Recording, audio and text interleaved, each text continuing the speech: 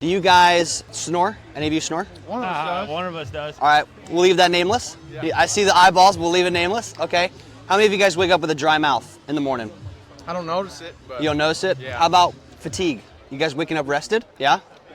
Most of the time I get a nice little rest, Okay. yeah. All right, well, you guys are probably one of the lucky ones who don't breathe through their mouth. But this is a 5-day trial. Mouth tape and nasal strips. So obviously, if you guys were at the workout yesterday, we had everybody wearing nasal strips. Okay. I use it for workouts, but I also use it to augment my sleep because I got a deviated septum and I get a lot of nasal congestion. So when I mouth tape at night, I usually wear this in conjunction, and then it'll stay on all night, and then I can usually hit a workout in the morning with it.